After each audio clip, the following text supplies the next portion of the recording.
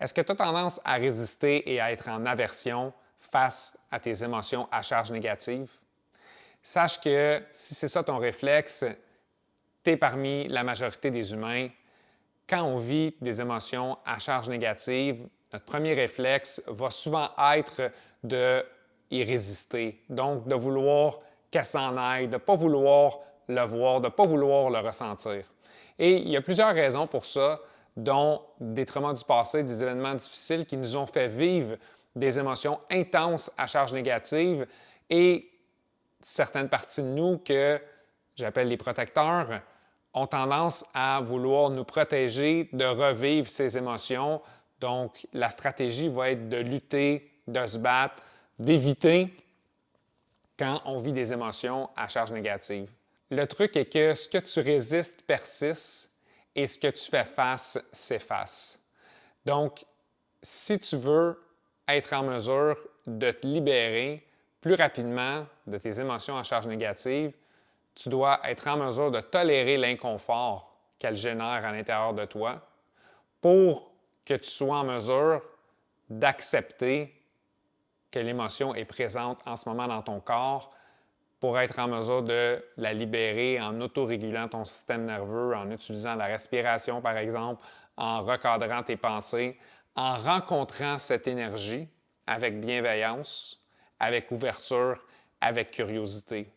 Donc, au lieu d'avoir le réflexe de blâmer les autres, par exemple, blâmer la situation ou se blâmer soi-même pour l'émotion qui est émergée dans une situation, le réflexe que je t'invite à développer est de cultiver la bienveillance et l'accueil lorsque tu vis des émotions qui sont inconfortables, qui créent des tensions à l'intérieur de toi, de façon à aller les comprendre pourquoi je vis de la colère à l'intérieur de moi en ce moment, pourquoi je vis du stress, pourquoi je vis de l'impatience.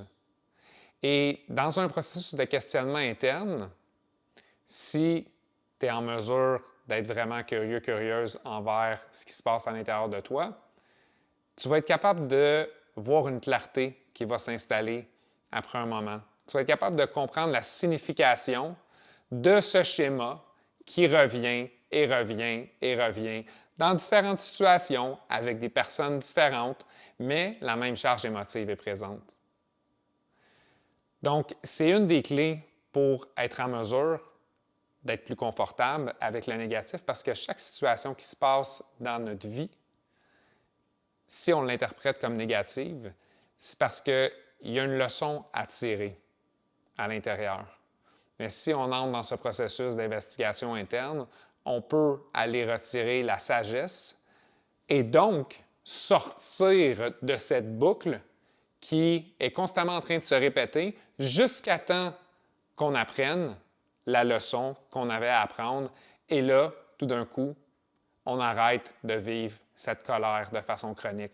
On arrête de vivre cette impatience, cette irritabilité de façon chronique. Parce qu'on a compris qu'est-ce qui était au cœur, qu'est-ce qui était la source de ce schéma qui se répète et se répète et se répète.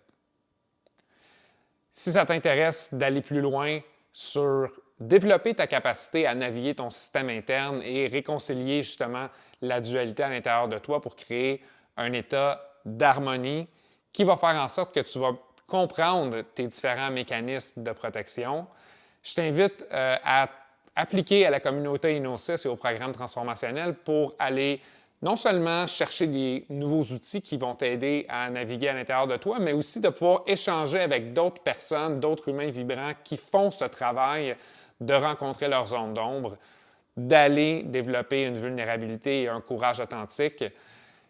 Et c'est là qu'on se rend compte que finalement, on est tous pareils, on a tous des schémas qui sont très, très, très similaires. Mais quand on reste seul de notre côté, chez nous, et qu'on n'en parle pas à personne, c'est beaucoup plus difficile de s'en libérer. Donc, je te lance l'invitation. Écris-moi un commentaire. Je serais curieux de savoir comment tu rencontres tes résistances, comment tu gères ces schémas. Ça me ferait plaisir d'échanger avec toi ici dans les commentaires.